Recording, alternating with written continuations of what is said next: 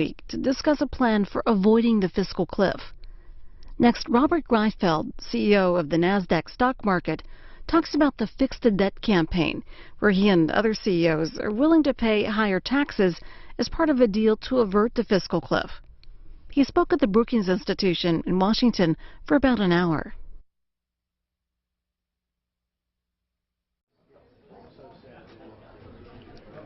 Good afternoon.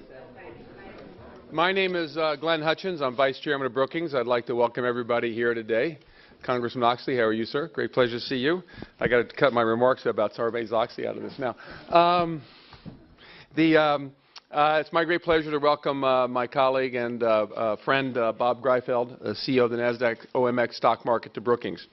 There's no doubt that Bob is an extraordinarily successful business executive. Under his tutelage, the value of Brookings has increased by a factor of 4, $6 per share to $25 per share. Revenue has gone up $400 million to $1.7 billion. Cash flow has gone from negative to $800 million per year. And he's taken what was a niche market in the United States and made it one of the most important global markets, 22 markets, 10 clearinghouses around the world. That's the facts. Those are very straightforward. And he has a track record to be proud of.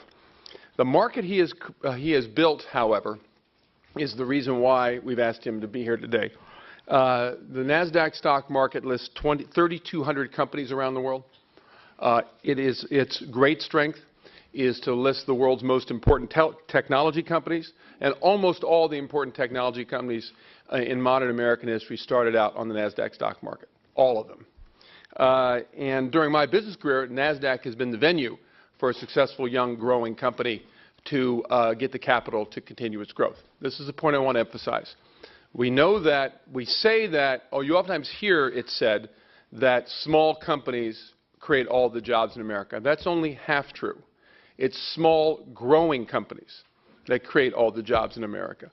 The companies that start out small and become Google. They start out small and become Federal Express. They start out small and become places like the NASDAQ. Those companies go disproportionately to the NASDAQ to create the equity funding to create the jobs. This is one of the key mechanisms by which jobs are created in America. We have lost track during the debate around Sarbanes-Oxley, more recently during the debate about Dodd-Frank, that our capital markets are the envy of the world. Our equity markets are something that are unique to America. They're deep, they're strong. They are one of the key ways in which we keep growing an economy which is competitive in the world. That is why we've asked Bob to come here. When you spend time around Washington, you hear people all want to know what market participants think about this and what market participants think about that. Well, today we have the market. Today, personified by Bob Greifeld, the CEO of the NASDAQ OMX stock market. It's my great privilege and pleasure to welcome him to Brookings.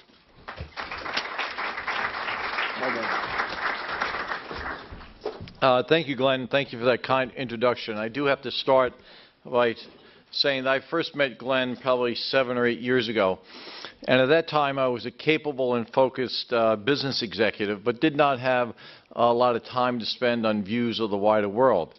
Under Glenn's tutelage, that has changed, and we've had some number of interesting discussions through the years. So as I stand here today and talk about certain policies, I want you to recognize if you happen to disagree with me with what I say, blame Glenn for what he's taught me through the years. So thank you, Glenn. So certainly it's my great pleasure to be here at Brookings. I certainly appreciate the opportunity to speak today. I'd like to especially thank Martin for setting this up, so thank you, Martin. And certainly we all need to take a very hard look at the significance of the fiscal cliff that's facing the United States of America here. What is the consequence of our failure to act is a question we'd like to answer today, and what is the political mobilization that's necessary to really prevent a further damage to our economy. We all here today have an important role to play in solving the fiscal challenges facing the U.S. And I look forward to discussing that forward with Martin here from the stage. As Glenn said, I'm the President and CEO of the NASDAQ OMX Group. We operate the NASDAQ market here in the United States, 22 markets around the planet, and we're certainly proud of what we bring to the table. And when you think about me standing here today it's kind of interesting for the operator of the markets, stock markets, to be talking about a debt crisis, right? Because when we talk about debt, one, it's not equity. Two, we in NASDAQ OMX around the world don't trade it. We don't list it. We don't regulate it. So why am I here talking about that today? I want to talk about the federal debt today and the deficit because in many ways it is in fact a spreading cancer. I call it that because like a patient with a well-diagnosed cancer, we know it's there and we know that it will spread and we know what it can do. But we are now not operating as a prudent patient. Too many Americans are in fact choosing to ignore it. We are in some form of a state of denial. Because it isn't yet causing a crisis, too many Americans have a false sense of security that everything is okay. There is no decisive action required today. We feel that we can deal with it tomorrow. Of course, neither of these two beliefs are true. What is certainly true is the federal government seems quite able to add $1 trillion each year to the national debt. Many people believe we can do this indefinitely. Too many people actually believe this can go on for decade after decade. They think so because one of the facts is, as a country, we can currently borrow money, 10-year money.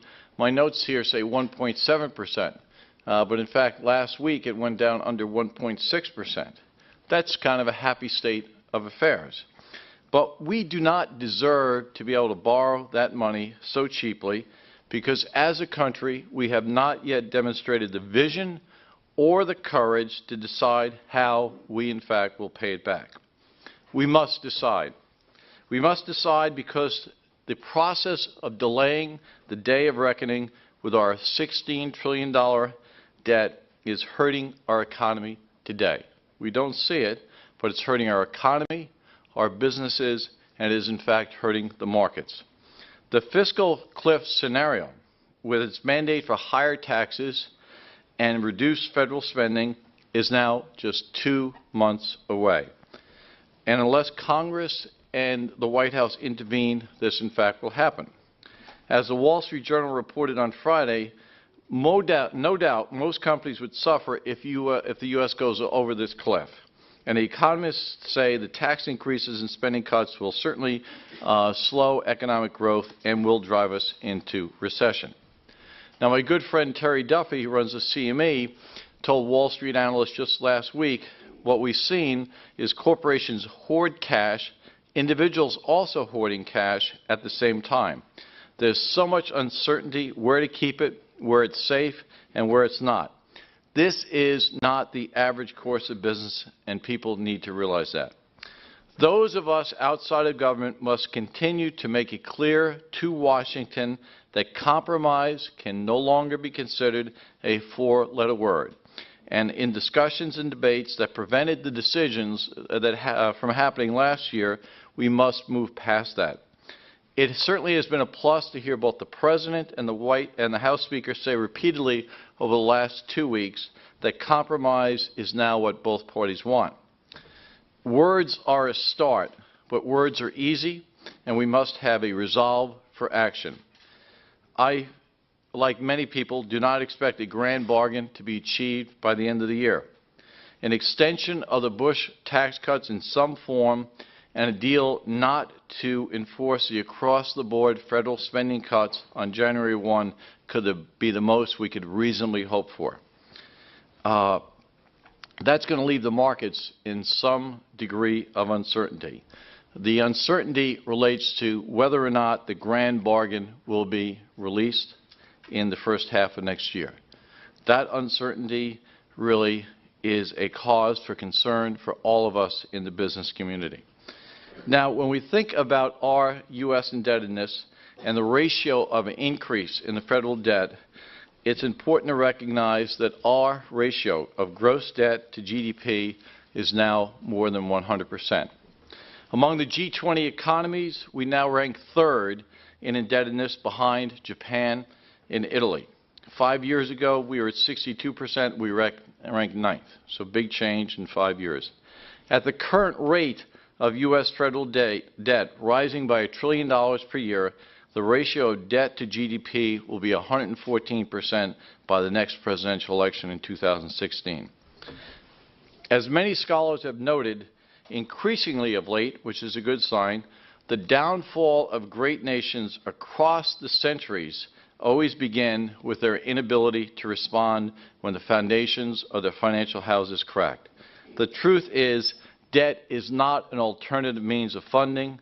Debt, in our context, has become a convenient narcotic, as easy and addictive as any drug, lulling us into complacency by postponing the hard choices of raising revenue and/or reducing spending. Increasing levels of debt also increases the amount of interest to be paid, further increasing the amount of resources that ultimately we need to be devoted to repaying the debt. I run a company at the center of global markets that interacts with 3,200 listed companies around the world and many market participants. I speak every day to chief executives who run these companies. We all agree that a government that incurs substantial recurring borrowing as a means of funding eventually will act like a company short on cash flow. By this we mean a company short on cash flow will always postpone investments. They will cut maintenance, they will cut R&D, they'll cut pensions, and they'll cut benefits, and otherwise shortchange its future. All the while, it will scramble in search of new opportunities, new sources of revenue outside its existing operations. When a government behaves this way, it not only shortchanges the future, it profoundly impacts the entire economy and all its citizens. The longer we go with a better balance between federal revenue and expenditures, the more we will postpone and deny expenditures necessary to support the future. Put simply, we're creating a terrible burden for our children and our grandchildren tomorrow and exacerbating the paralysis of uncertainty in the markets I live in today. The historical evidence suggests that the long-run implications for our economy could be severe if our $1 trillion a year federal borrowing continues unchecked. For example, highly indebted countries with debt exceeding 90% of GDP on average experience a reduction in GDP growth of 1 percentage point per year relative to less indebted countries. At the individual level, a slower pace of GDP growth means that per capita GDP could be reduced by as much as 30% by 2030. This translates into $18,000 less per year for every man, woman, and child in the U.S. than we would have otherwise earned. And that prospect is now less than 20 years away. A major financial crisis brought on by high levels of debt could have significantly greater negative impacts on the economy than these numbers indicate.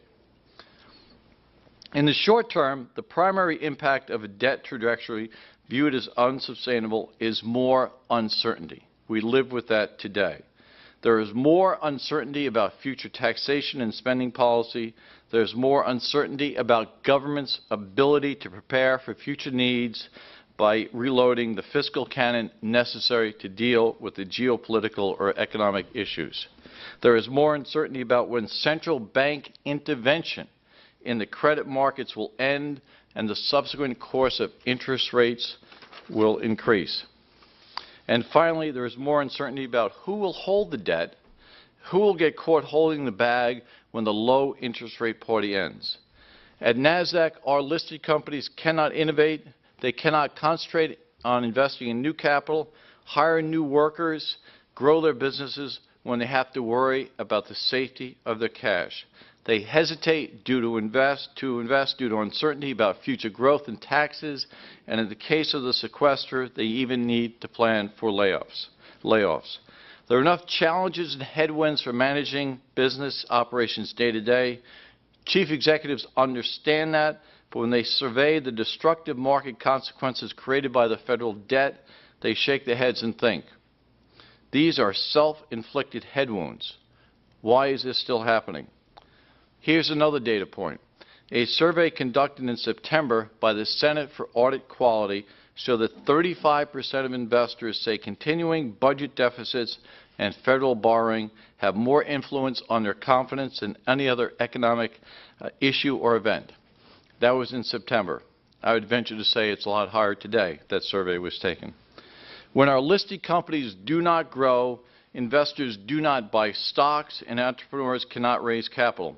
When these things do not happen, the U.S. economy does not grow, and the American people suffer, and so does the dynamic nature of our markets. Well, people might ask, what does that mean with respect to the markets? Why does that matter? Why does the financial health of stock markets matter in our economy? The stock market is the most transparent price discovery mechanism for capital. It sets the price at which equity risk and equity return are exchanged between investors. Entrepreneurs and investors also use stock market prices to make their own decisions about raising capital and investing in new companies. But the stock market does not set the risk and return in isolation. It does so in the context of the broader economy, where stocks must compete with other assets for investors' capital. The government's inaction in confronting our fiscal imbalances and the central bank intervention in credit markets to keep interest rates low and finance the deficit is creating distortions in the competition for other assets. We all realize at some point this distortion will end. It is the same kind of deleveraging that we have felt since the financial crisis of 2008, but this could be on a much grander scale. Many types of assets will be repriced. Bond yields will rise, bond prices will fall, and the cost of financing current deficits will increase. There won't be much cash available to move into government investment for the future. New bridges, research in the basic sciences, public schools better equipped for the 21st century, and so on. It will mean less spending on technology, less capital available to current listed companies, and less capital for entrepreneurs looking to go public on our market. A decline in American ingenuity would be a consequence, and over time there would be certainly a decline of our position in the world.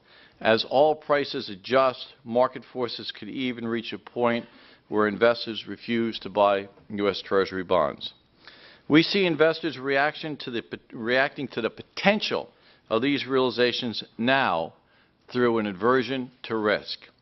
Since 2007, over $1 trillion have flowed into bonds, and an even greater amount has flowed out of equities. In addition to a lack of clarity about future tax policy, particularly on equity capital gains and dividends, this acts as a deterrent for equity investments.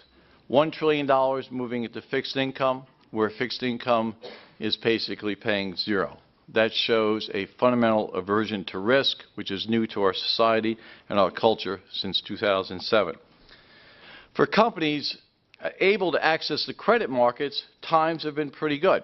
Investors' appetite for this debt translates into cheap money for many companies.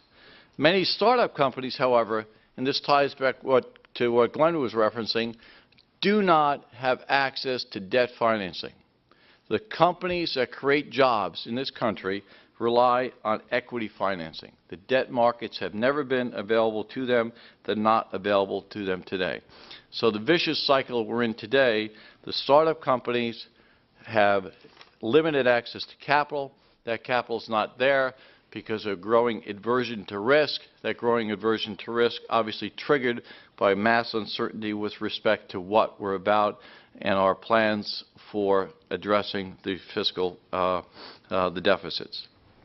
So I tie back to the fact that 1.7% is certainly attractive to many companies who have been able to access to debt, and the question is, do we deserve that rate?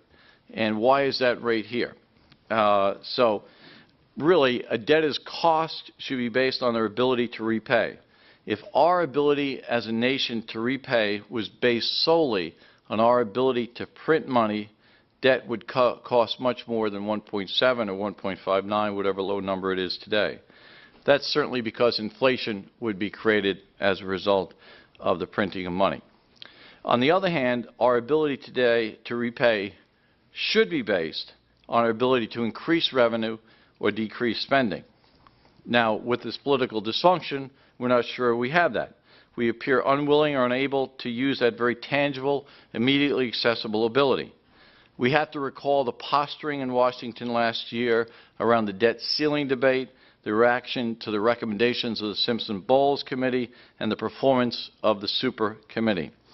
The reality is our ability to repay is based primarily on the belief that we will find a buyer for our future debt and that we will in turn use those buyers' funds to repay our current debt.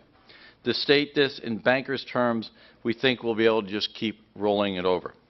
Others have said, and I will say, that we risk losing the U.S. role as the world's reserve currency if we do not behave responsibly.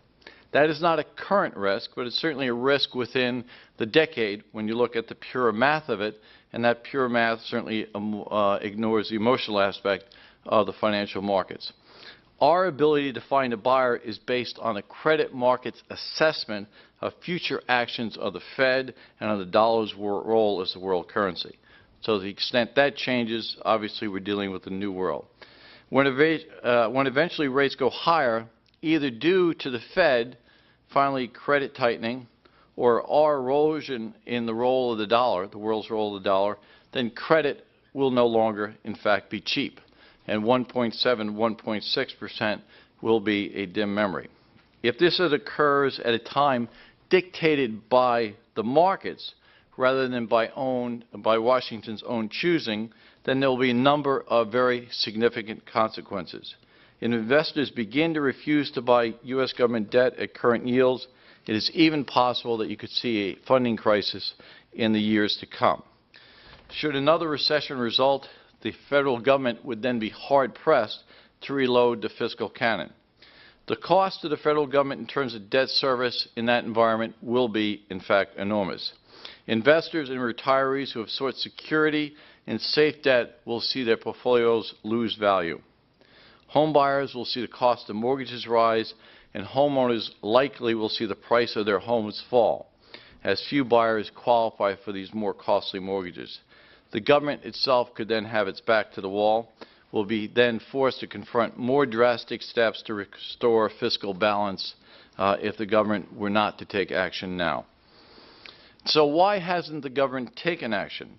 Let's be candid about this. Putting aside the rhetoric and the posturing of the past 2 weeks, the behavior in Washington in recent years confirms we've lost the ability to compromise. Politicians who attempt to move to the center are set upon by their own side. One side faces continuous pressures to never allow a spending cut, and there is a countervailing pressure on the other side to never permit a tax increase. Both sides act if they're committed to a dogma that states the other side cannot win, no matter the consequences. The vast majority of Americans consider this irresponsible. They want solutions, policies that seriously confront the federal debt prison that we're facing. As I think about this, in many ways, the situation within the Beltway is a variation on the classical prisoner's dilemma game. In the prisoner's dilemma, each player's optimal action leads to an outcome that is damaging for both. In the case of the federal debt and the government, what each political party perceives as its optimal action is essentially neutral for them, but extremely harmful for the economy and the rest of us. I am one of more than 80 corporate CEOs who have signed on to the campaign to fix the debt. Some of you might have seen the news about our goals and our agenda. For example, we think there is a lot to like in the Simpson-Bowles recommendations. We all recognize a common threat: the inability to be sustainable in the federal budget. This inability to have a sustainable federal budget is hurting our business in a fundamental way. We all agree there must be shared sacrifice. The federal budget must be put on a path to sustainability that can clearly withstand any changes in the political winds that might occur in 2014, 2016, and beyond.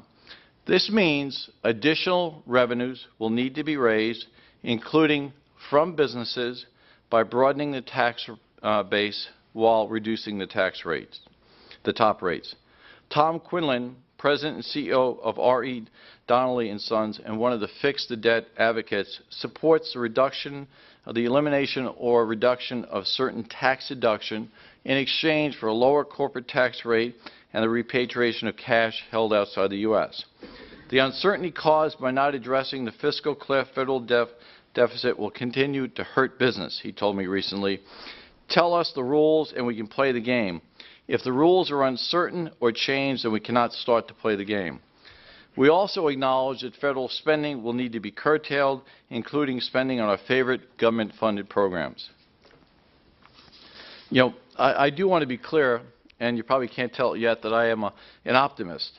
I certainly leave the gloom and the doom most times to my lawyers and my economists.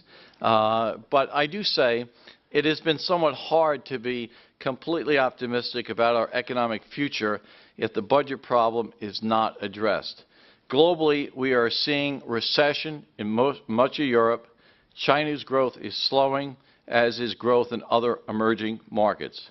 Our failure to act on the U.S. budget is aggravating existing weakness in the global economy. So this is clear. It is time for real leadership in Washington, for our elected officials to have the courage and the vision to do something right for our country. It's happened under President Reagan and President Clinton when major compromises were achieved on debt and deficits. It can and should happen again. If not, our country's economy will grow more slowly than it would otherwise as the level of government debt grows and uncertainty continues about how the budget impasse will be resolved. At NASDAQ, I expect we will continue to face headwinds in our core business as companies' growth prospects fail to excite investors. This has negative implications for our trading and listings business. We may still do better than our competition, but not as well as we should be doing and not as well as our economy should be doing. The confidence of executives who invest to grow their businesses as well as investors in our markets is directly related to the problem of the federal debt and deficits. We also recognize the fiscal cliff and the sequester are not a compromise or even a path to sustainable growth. These policies were created simply as a blunt force threat to prompt the government to act in the future. Now is the future, and we're waiting to see which side will blink and who will win. It is a process of governing by mutually assured destruction, a dangerous way to force the making of laws.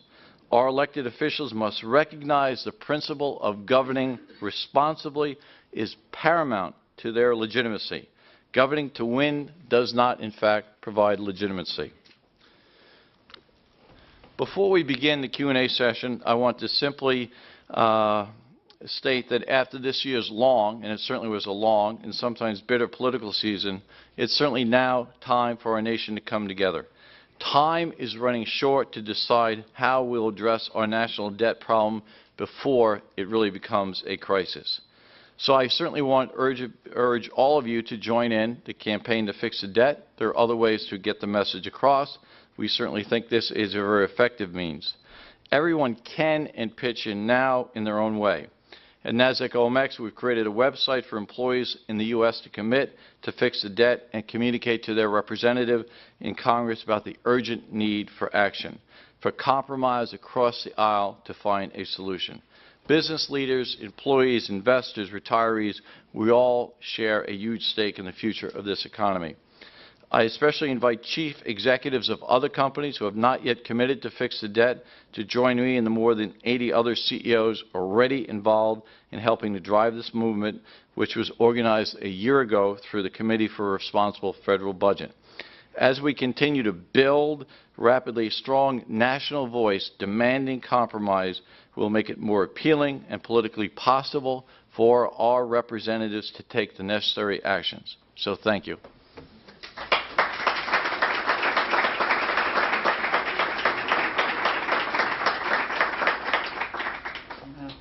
Sit him I will sit wherever you want. Yes, I think that's where we want you, either one.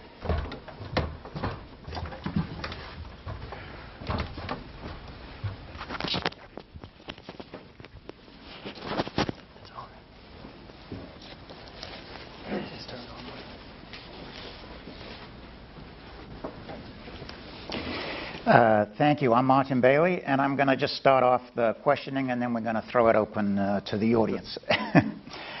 First off, I want to congratulate you for this effort to fix the debt. I think many of us had felt that real pressure from the business community was going to be very important to getting this done. So I think that's terrific.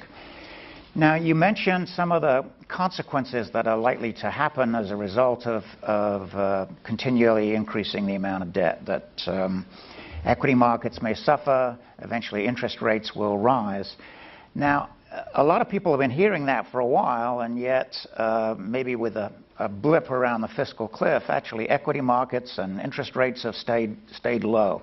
Can you give us a sense of why that is, or what's the sort of time horizon in which we might see some of these impacts? Because that would put pressure on Congress to do something if these markets... Well, I think we've seen that pressure already. So when you speak to the fact that $1 trillion has basically moved into the fixed income market, primarily from the equity market, that shows investors are saying they have a real aversion to risk. Right? And so that demand in the debt market has helped with central bank action to contribute to low rates. But that doesn't speak to our unemployment issue. So when you look at what drives the job growth in this country, it's small businesses. As Glenn says, small businesses that are growing.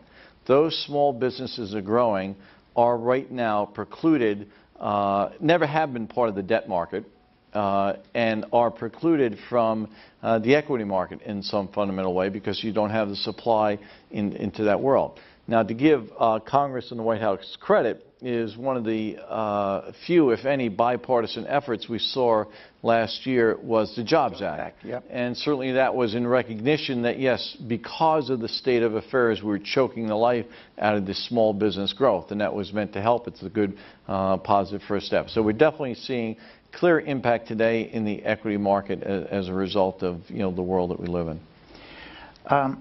Now, I think there's a lot of merit to Simpson-Bowles, and I agree with that. And we have our own Alice Rivlin, the Rivlin Domenici plan as well, that we see a lot of merit in it. But a lot of those things are actually pretty painful to get through in the end. And let me say a word about business taxes. I think many people, including myself, are concerned that business taxes, or the statutory rate, is high, and we may actually be discouraging people from investing in the U.S. And yet, on the other hand, we need more revenue. In some sense, we need to raise taxes. So how do we square that circle, so to speak? Yeah, it's a great question. So when you look at the business tax rates, we're, I think, second of the developed countries with respect to what we charge corporations. I think second to Japan. And one of the markets we run is Sweden. And Sweden is a country that believes in government. And they're taking their corporate tax rate down from 26% to 22%. You're obviously aware of this. So we're not competitive from that point of view. So to the extent that we address that tax rate in the corporate world, we would certainly see a renewed effort to invest in the U.S. The concept of broadening the base, we do have obviously a gross tax rate and a net effective tax rate. And, so I think you need to broaden the base, but I also think you have to look at the rate. The other topic related to that is the repatriation of funds. And again, I'll use our Swedish example. So, the Stockholm Stock Exchange will celebrate their 150-year anniversary in February of next year. So when we make $1 in Stockholm, that's taxed in Stockholm, and for us to bring that money home to invest in the States, it would be taxed again. And we're not going to do that.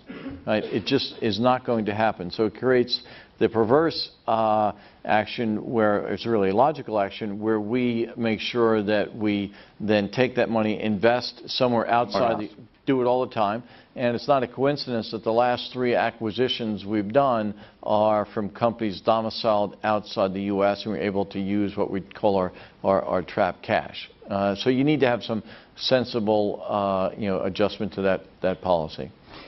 Can I ask you a little different kind of question? I was at an event in New York last week, the Clearinghouse event, and there was a lot of wringing of hands and moaning about the reputation around Wall Street. A lot of people, a lot of banks, a lot of other people on Wall Street feel that they've taken a big hit and that their reputation is bad. You don't think that? No, well, you do think that. Yeah.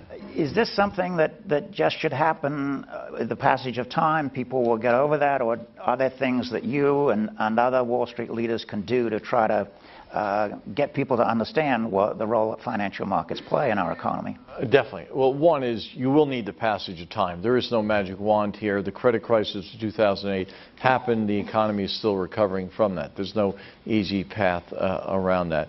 But clearly, the financial industry has to do a better job talking not so much about the financial innovations, but the bread and butter products they bring to both individuals and to corporate America is, the lifeblood, it's the oxygen. So yes, we do have to do a good job, but it will take time, and it's not going to happen soon.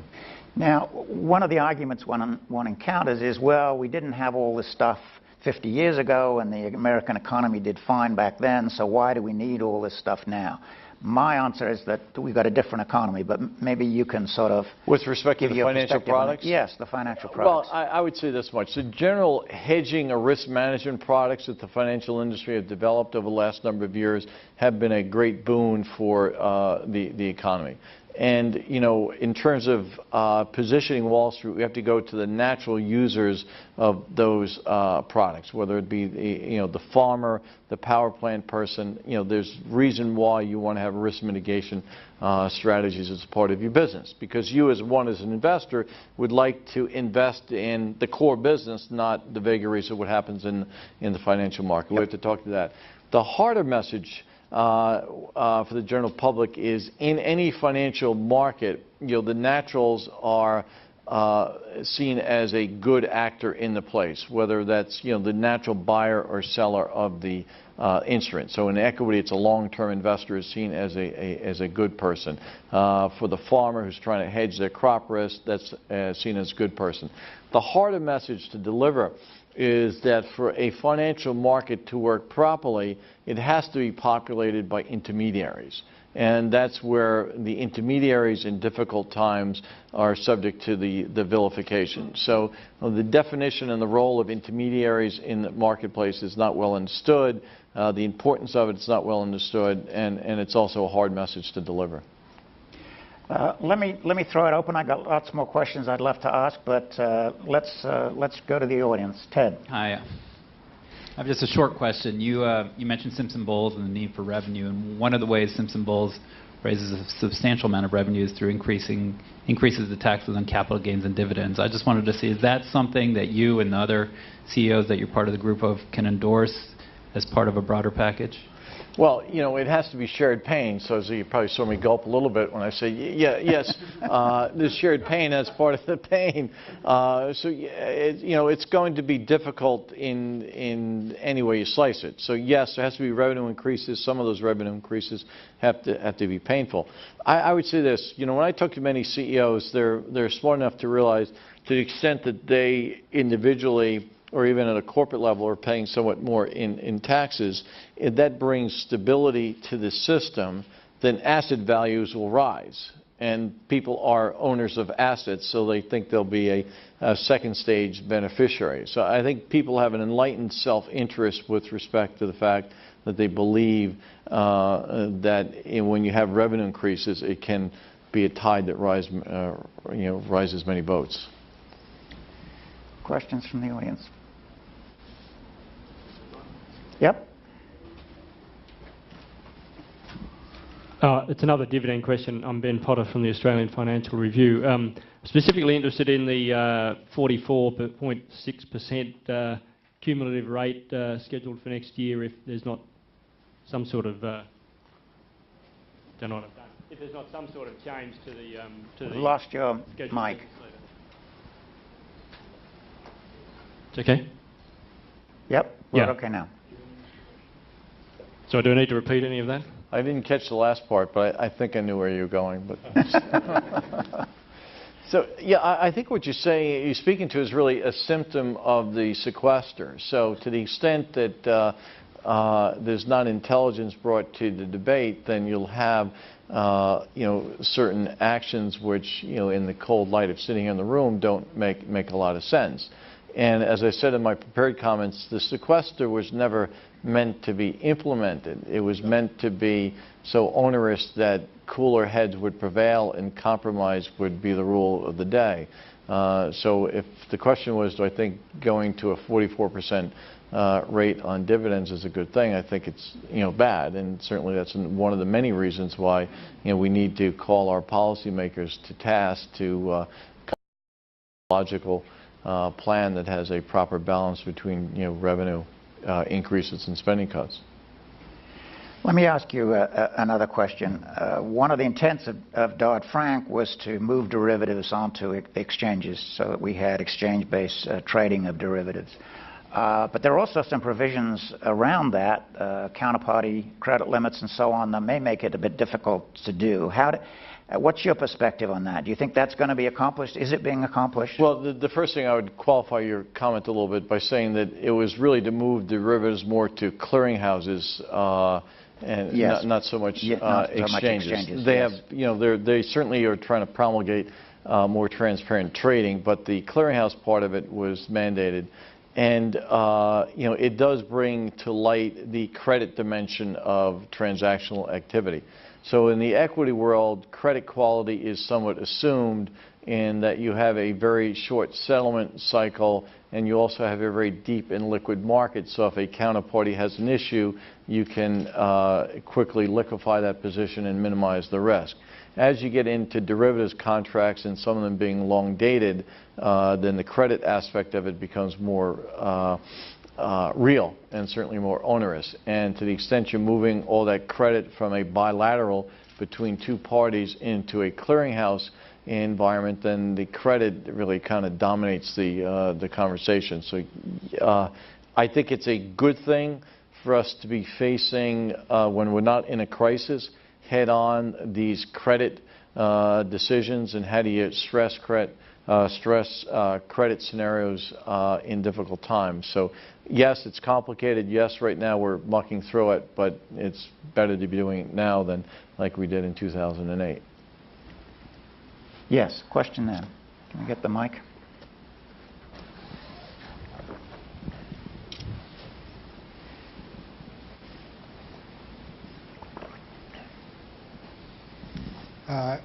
Larry Hausman, private. I would like to first thank you for being part of that group that spoke out, or that's speaking out right now with regard to trying to put business pressure on, make themselves more part of the discussion that's going on. I guess my own question, over the last few months, I've been reading more and more about what the situation looks like. It doesn't look particularly optimistic. And I'm wondering if you had to make recommendations to someone in your family or close friends, would you be asking them to make a change in the way they go about saving for the future? That's a great question. So we can move on. But no, no, it's a personal question. So as I said, I'm fundamentally an optimist. So I do believe that cooler heads will prevail, and that we'll have, not so much in the lame duck session, but sometime in the first half of next year, an agreement, a compromise, which will put us on a path to sustainability. And I do believe that, and I think it was the Treasurer of Australia, was it Wayne Swan, said he thought America was one fiscal agreement away from returning to some level of preeminence in economic affairs on a global basis. So I certainly kind of almost agree with that statement. But I think to the extent we come to an agreement in the first half of next year, first, if we do something credible for the lame duck that calms markets down a bit, and it has to be something substantial that shows that the Congress and the White House can come to a deal, right? So it can't be just negligible where it can be ignored. That will certainly spook the markets. But if it's certainly substantial enough, a good down payment, go to a fiscal cliff agreement in the first half of this year, I certainly believe the underlying spirit of the American innovation and entrepreneurship is still there. I have the great opportunity to spend much time, whether it be in the Valley. New York City's got a growth area. Austin, Texas, the Boston area. There's a lot of bubbling enthusiasm out there. So I would certainly be long-term bullish to the extent that we can have the political policymakers come to some reasonable agreement. Yes. It's Deborah Cayetani with Democracy Work. I had a question, if you could rate, based on your experience in a scale from 1 to 10, how much more you believe you need to do to educate, as NASDAQ needs to educate newbies, new reporters, new organizations, and political interests that want to use the economy and the stock market as one and the same thing. How much more do you feel NASDAQ needs to do to educate people, new and old, political and more political, on the reality of the fact that the economy isn't the stock market, these terms aren't interchangeable, and there is a difference between political reporting and financial reporting? You're going to start NASDAQ U. Yeah. Well, we kind of do that. I mean, we have our educational foundations involved with a number of different institutions of secondary and higher ed in terms of educating about the market. But I would go back to one of your premises. So certainly the stock market is definitely some derivative indicator of the economy. And it certainly is not that in the short term. You could argue it's not that in the medium term, but it's certainly that over the medium and the long term. And so you have a situation in the last number of years where the debt markets have clearly been, I say supercharged, and we went through some of the reasons for it, and it certainly ties back fundamentally to risk aversion from investors. But at the end of the day, the growth of the economy is tied to the growth of equity capital in the society and in the culture. So I think the two of them are joined together, as I said, over the medium and the long term. So I think our education effort is around that, and our education effort is understanding obviously what investing is, and there's a fundamental difference obviously between investing and trading. So that's kind of what we do. It's a long-term effort. I think it bears fruit over time. And certainly I think you see the market spend more in the higher education world today than we did 20 years ago. So it's a long-term project. Can I ask you a bit more about the optimism you expressed, which is a big key to balancing the budget. If we can get growth going, that's going to make a huge difference. There are some people, I'm thinking of Eric Brynjolfsson, the MIT economist, who with a co-author wrote a book sort of saying there's a lot of innovation taking place, but it's not job-creating innovation. I don't know that I believe this, but you sort of cite Facebook and say, yeah, you got 700 million or billion or whatever it is users, but it's only creating a few jobs. Do you see the kind of innovation that's job creating when you go to the new That's working hard to find bad news and good news, right? You know this fellow, but yeah, certainly. Well, he struck a bit of a chord. I mean, he got some reviews and so on. But let's put it this way: when you go out to San Jose today, and it's been this way all through the credit crisis, there's more jobs than people. Right, so the last time I was there, and every time I go there I check, but you basically had, just in the city of San Jose, 4,000 jobs that had been unfilled, right? And that will speak to other issues we have with respect to immigration policy. And obviously then the ripple effect through the economy from these high-tech jobs is quite strong. And it could be a second-order impact when people make money through their stock options, and how does that flow into the different market there. So I would say that if he's recommending we don't want these companies to grow, I don't. So I think probably the question is, what else do we have to do besides dominate high technology? Right. So I could see that as a valid question. Yes, what's the question over there? Thanks, and thanks very much. I'm Garrett Mitchell, and I write the Mitchell Report, and I'd be interested to know, back to this group of chief executive officers who are of one mind about the need to reduce the deficit and get the debts down, and so that the capital market, among other things, that capital markets perform the way they should. To what extent can you tell us,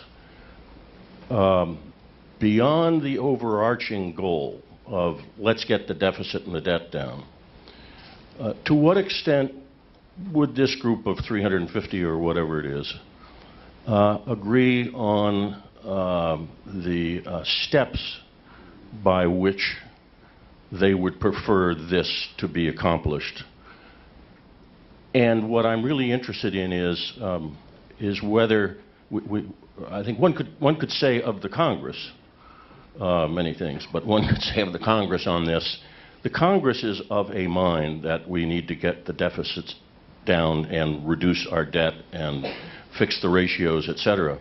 It's when you get down to the details of whether you do it through revenues and expenditure cuts and which ones, etc., where the impasse comes.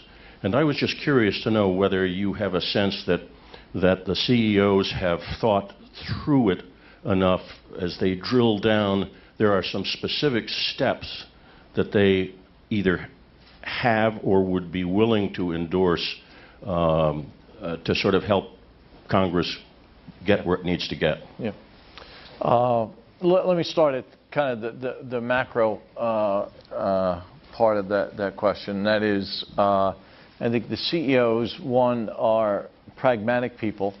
And when you hear political debate, which is basically binary, we don't relate to that, right? And that you always have to go to middle ground, right? So those of us in business, you never get entirely what you want in any negotiation. There's some middle ground. So clearly in this debate, middle ground has to be some balance between spending cuts and revenue increases. So for those on the right who want it one way, those on the left the other, the CEOs will come somewhere in the middle. What that ratio is, I don't think the CEOs are of one mind, whether it's 2, 3, 4 to 1, 1 to 1, we don't know, but there has to be some ratio. So I think that's the statement of the CEOs saying, yes, there should be revenue increases, then separates them from some of the hardline positions taken by others. And the willingness of the CEOs to say yes to have an increase in our individual tax rate is acceptable in the context of a overall deal is something I think has uniform agreement. Beyond that, within particular policy deliberations, you probably have a little more fragmentation in terms of a viewpoint. Certainly, the goal of the corporate tax code for now to keep it revenue neutral and to broaden the base, I think has wide support, but not unanimous support. And obviously, those who benefit by certain exemptions are probably less supportive of that. But I think it's wide support there. I would also say that there's wide support to go for a territorial tax system. And this is one of the things that I get excited about because it does beg common sense, and it pains me to have that money be offshore, knowing that it will never come back, and to use it in some other ways. So the deeper down you go, the more fragmented it gets. But I think the unanimous aspect of it at that macro level is quite substantial, right, in this day and age. And that's a clear message we can deliver. Yeah, the question there. Hello. Clem Miller of Wilmington Trust Investment Advisors. I'm wondering how you would compare the debt situation, the fiscal situation in the U.S. to that of the Eurozone, since NASDAQ operates both sides. Is it more challenging here than there? Is it of greater potential magnitude of disaster here than there? What would you say? Yeah. Well, one is, I would say most of our operations in Europe, with the exception of Finland, are outside the Eurozone. So we have the Swedish krona, the Danish krona, the Norwegian krona, and also in London we have the pound. So we're probably not unhappy of our positioning there. Finland adopted the euro. I should say Finland, and also some of our Baltic countries are adopting the euro, probably a little bit late in the game there. But this country has so much more fundamental strength than what you see in Europe, and our train of destruction would be slow motion. So with respect to our fiscal capability, we're probably 10 to 15 years out from running into the problems you saw in Europe. And when I say 10 to 15 years, that's probably from a mathematical point of view.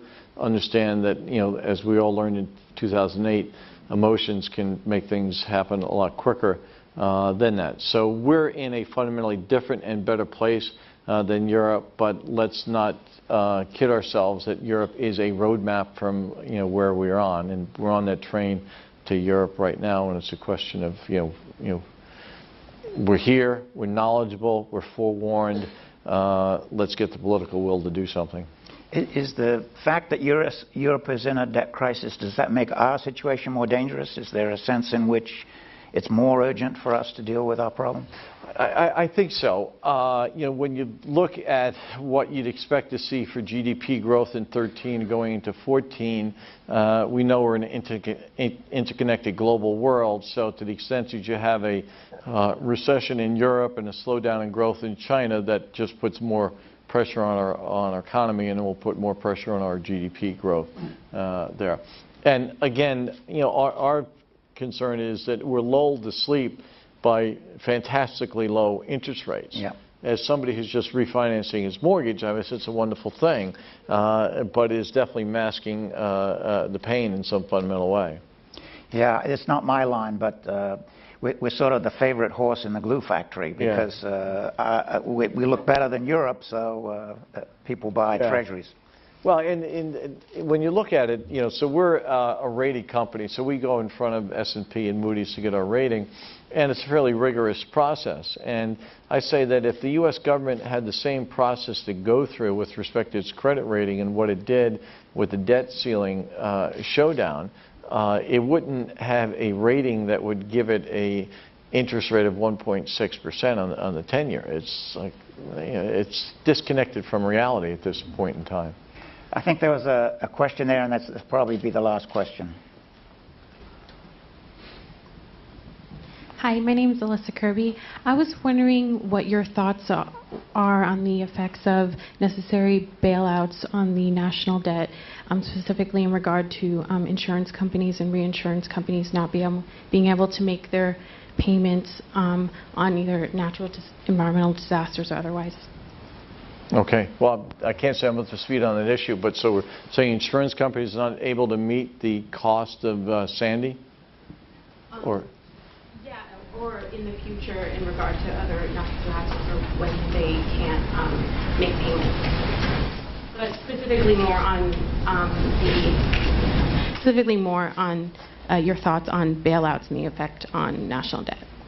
I'll make one comment on the insurance industry. It's hard to see that we don't need national regulation for the insurance industry. We certainly have it for the securities industry, for the futures industry, and it does have advantages. And in classical U.S. fashion, we have the SEC, but we still have state security regulators, but at least we have an oversight body there. So to the extent that the proper regulation and it ties back to financial industry, you obviously have to have the proper reserves in the insurance industry.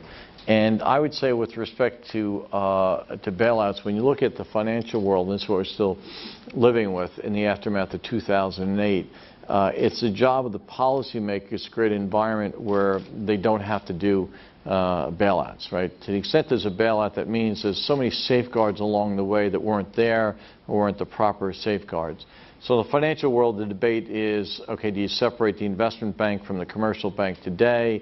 And you have, France is just talking about that today. You have the Vickers report in the UK, which deals directly to it. We have kind of a watered-down version of that here in the States with systemically important organizations. So I say clearly what happened in 2008 is a wake-up call for policymakers to make sure that whatever businesses present a risk, some sort of systemic risk to the economy, then that's a proper, the fundamental proper role of regulation to make sure that it is, in some way firewalled, so it doesn't cause contagion in the world today. Thank you so much for coming and talking to us. So I really appreciate it.